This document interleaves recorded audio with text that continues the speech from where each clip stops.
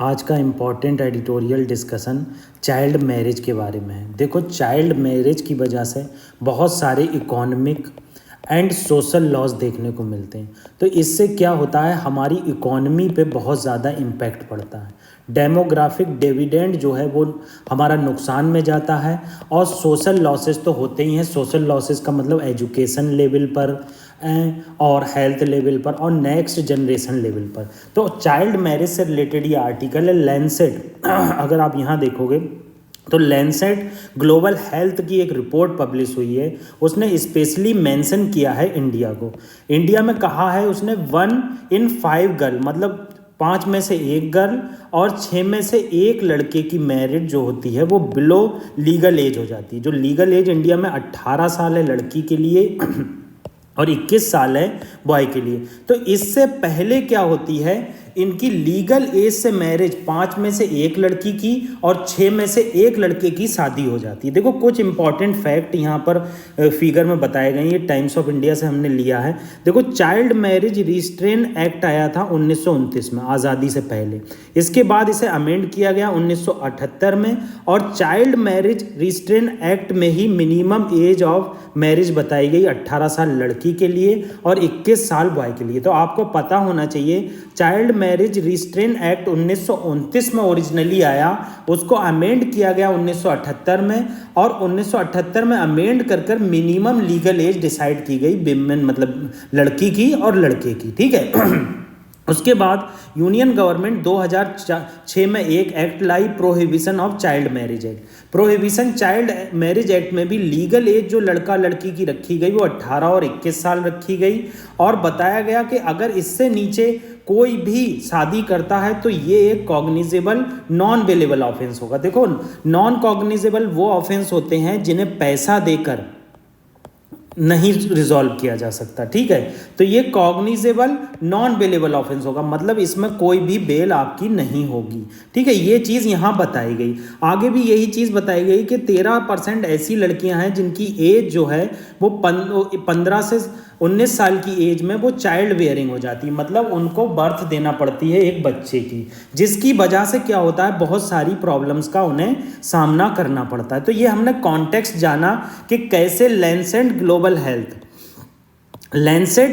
Global health ने क्या कहा कि इंडिया में 5 में से 1 लड़की की शादी लीगल एज से पहले हो जा रही है। देखो, फाइंडिंग क्या है, स्टडी में फाइंड क्या हुआ, decline in the national rate of child marriage. सबसे इंपॉर्टेंट चीज़, जो हमारी जो चाइल्ड मैरिज का नेशनल रेट है उसमें डिक्लाइन हुआ है। मतलब लास्ट 3 डिकेड में अगर देखा जाए तो चाइल्ड मैरिज डिक्लाइन हुई है, मगर इविडेंस जो है वो स्टेग्नेशन है। मतलब जो इविडेंस मिले हैं वो इतने पुख्ता नहीं है, मतलब स्टेगनेंट है, ज़्यादा उसमें बदलाव नहीं हुआ है। लार्जेस्ट रिडक्शन जब हुआ था चाइल्ड मैरिज में, वो ईयर मतलब वो डिकेड बताया गया है वो है 2006 से 2016।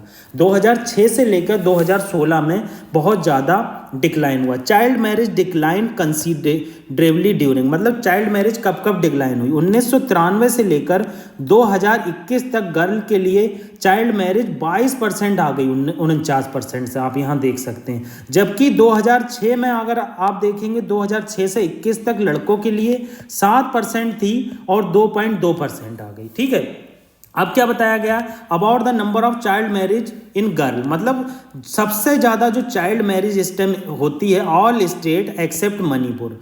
क्या है, experience decline in prevalence of girl child marriage between 1993 से 2001। मतलब कह रहे हैं कि सभी स्टेट में चाइल्ड मैरिज डिक्लाइन हो रही है एक्सेप्ट मणिपुर। ये इंपॉर्टेंट है, ऐसे क्वेश्चन प्रीलिम्स में भी पूछे जाते हैं कि मणिपुर और त्रिपुरा में अगर आप देखेंगे तो चाइल्ड की जो मैरिज का रेट है वो ज़्यादा है in comparison to all other state. जैसे राजस्थान चाइल्ड मैरिज के लिए बहुत फेमस था, आपने बहुत सारी स्टडी पढ़ी होंगी कि राजस्थान में चाइल्ड मैरिज बहुत होती है, मगर अब देखने को मिल रहा है कि मणिपुर, नॉर्थ ईस्ट स्टेट है मणिपुर और त्रिपुरा, इसमें बहुत ज़्यादा चाइल्ड मैरिज प्रिवलेंट हो रही। देखो, मैरिज जो है त्रिपुरा के अंदर 6 शेड्यूल में आता है। देखो, त्रिपुरा जो है वो हमारे 6 शेड्यूल में है। 6 शेड्यूल में कौन कौन से आते हैं स्टेट, ATM आसाम, त्रिपुरा, मिजोरम और मेघालय, ये आते हैं। ये स्टेट यहाँ पर हमें देखने को मिलते हैं 6 शेड्यूल के अंदर। और 6 शेड्यूल के अंदर जो स्टेट है इन्हें एक्स्ट्रा कॉन्स्टिट्यूशनल सेफगार्ड हैं। एक्स्ट्रा कॉन्स्टिट्यूशनल सेफगार्ड क्या कि मैरिज के लिए इनके अपने लॉ हैं, कल्चर के लिए अपने लॉ हैं, पॉलिटी के लिए अपने लॉ हैं। तो इसकी वजह एक रीज़न ये भी आप लिख सकते हैं कि 6 शेड्यूल की वजह से जो है वेलफेयर मेजर जो है त्रिपुरा तक नहीं पहुंच पा रहे हैं। मणिपुर आप जानते हैं 5th शेड्यूल का पार्ट है।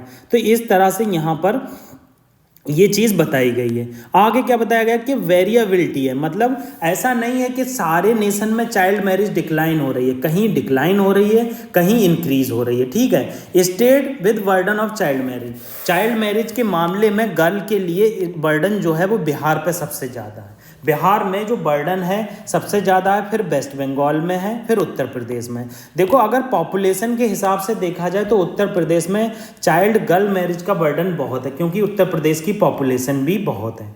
अब बॉयज़ के लिए देखो इन्होंने बताया गुजरात में सबसे ज़्यादा बर्डन है। अब state with burden and prevalence, अगर बर्डन देखेंगे और प्रिविलेंस देखेंगे तो उत्तर प्रदेश में देखेंगे कि चाइल्ड मैरिज लो प्रिविलेंस है बट हाई बर्डन है। मतलब क्या हो गया कि वहाँ अगर उत्तर प्रदेश में प्रिविलेंस देखा जाए कितना ज़्यादा फैला हुआ है तो बहुत कम फैला हुआ है, मगर बर्डन ज़्यादा है। बर्डन क्यों ज़्यादा है? क्योंकि यहाँ पर पॉपुलेशन ज़्यादा है, तो पॉपुलेशन होने के बाद उसका रेट भी ज़्यादा। अदर स्टेट में देखा जाए तो पॉपुलेशन कम है तो रेट भी कम है। ठीक है। तो पॉपुलेशन से बहुत ज़्यादा इम्पैक्ट पड़ता है। यूपी में हमें ये सब देखने को मिलता है। अब कंसर्न क्या है चाइल्ड मैरिज के, ये इंपॉर्टेंट है, आप मेंस में इनको ज़रूर लिखिए। कंसर्न कि चाइल्ड मैरिज से अगर क्रिटिकली एनालिसिस करने को बोलेगा तो आपको पता होना चाहिए कि कंसर्न क्या है।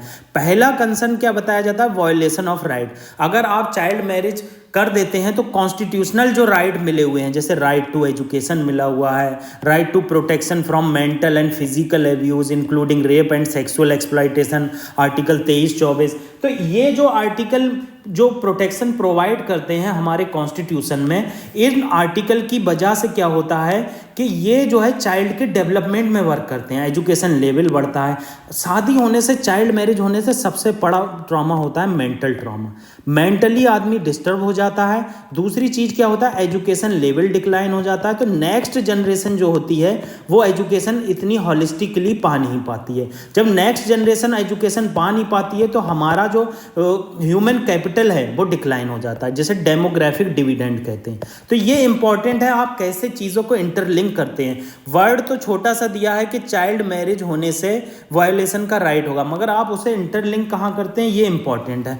अगेंस्ट जेंडर इक्विटी क्या होता है कि आप चाइल्ड मैरिज कर देते हैं तो पैट्रियार्की ऑलरेडी पता है आपको, बहुत ज़्यादा मेल डोमिनेंस है सोसाइटी, तो मेल डिपेंडेंसी बहुत ज़्यादा बढ़ जाती है, क्योंकि विमेन के पास ना तो रोज़गार होता है कम एज में, ना ही कोई जीविका उपार्जन के साधन होते हैं। अगर तलाक देता है मैन तो उस केस में क्या होता है, बहुत ज़्यादा डिपेंडेंसी हो जाती है और वो साइकोलॉजिकली और सोशली एक्सक्लूड कर दी जाती है विमेन। तो अगेंस्ट जेंडर इक्वलिटी है। ठीक है। फ्यूचर जनरेशन पर मैंने बता दिया, जब एजुकेशन डिक्लाइन होगी और फ्यूचर जनरेशन पर इम्पैक्ट पड़ेगा। मे बी जो प्रेग्नेंट वीमेन है अभी वो बच्चा वियर नहीं कर सकती, प्रेगनेंसी को नहीं झेल सकती, तो उस केस में क्या होता है कि विमेन के बच्चे को भी नुकसान हो सकता है और बहुत सारे लॉसेस देखने को मिल सकते हैं। मे बी डिसेबिलिटी आ जाए, ठीक है, डिफरेंटली एबल्ड चाइल्ड पैदा हो जाए। तो ये चीज़ इंपॉर्टेंट है। इकोनॉमी पे इम्पैक्ट पड़ता ही है, ना तो स्किल डेवलप हो पाता है, ना नॉलेज डेवलप हो पाती, ना जॉब अपॉर्चुनिटी मिलती है। जब आप इतनी जल्दी शादी कर लेंगे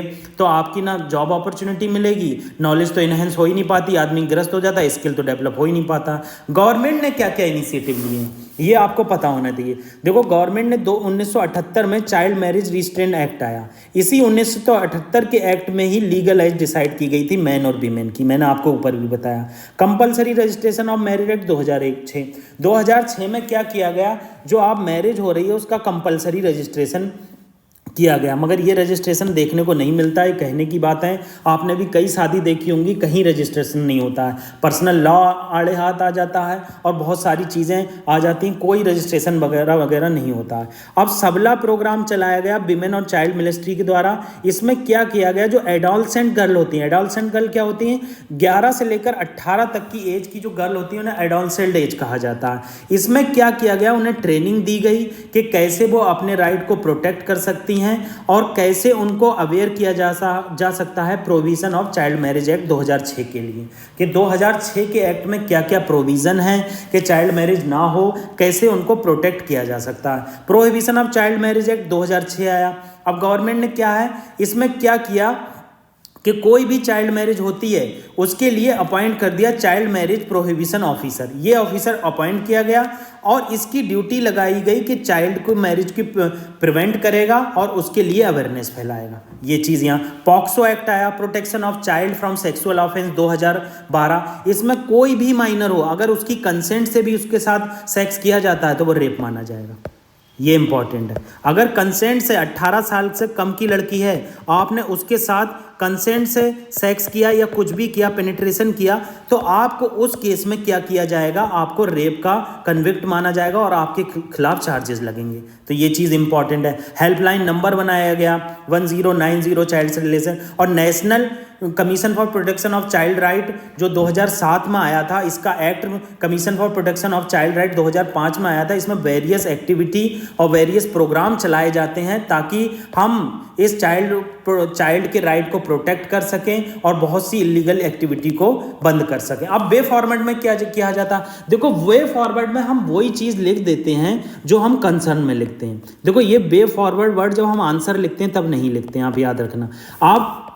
आपने जो कंसर्न लिखे उन्हीं को वे फॉरवर्ड में लिख दो। जैसे कि आप पॉलिसी स्ट्रेंथ की जाए, स्टेट लेवल पर और सेंट्रल लेवल पर पॉलिसी का कोलिजन होना चाहिए। अगर सेंट्रल कोई लॉ बना रही है तो स्टेट को उसे समझना चाहिए और उसको इम्प्लीमेंट करना चाहिए और एलिमिनेट करना चाहिए चाइल्ड मैरिज को। मल्टी प्रोंग अप्रोच होना चाहिए, मतलब हर सेक्टर में सुधार लाना चाहिए। एजुकेशन सेक्टर में, इंफ्रास्ट्रक्चर फैसिलिटी में लॉ स्ट्रांग होना चाहिए, सोशल अवेयरनेस होना चाहिए, इनइक्वलिटी को रिमूव करना चाहिए, ठीक है। बेस्ट प्रैक्टिस को रखना चाहिए। जो बहुत सारी कंट्री हैं, जैसे शिवराज पाटिल कमेटी आई थी 2011 में, इसने बताया था कि चाइल्ड मैरिज को कैसे कर्नाटका में कम किया गया और कैसे उसको डिक्लाइन किया जा सकता है। तो यहाँ पर यही चीज़ें बताई गई हैं कि चाइल्ड मैरिज को कैसे प्रोटेक्ट किया जा सकता है। जो देखो बहुत सारी मिनिस्ट्रीज होती हैं वो एक कोहेजन में काम नहीं करती हैं, तो उसको कोहेसिवनेस आना चाहिए और बहुत ज़्यादा साथ में मिलकर वर्क करना चाहिए। तो ये चीज़ें इंपॉर्टेंट हैं चाइल्ड मैरिज को रोकने के लिए। आज का ये इंपॉर्टेंट आर्टिकल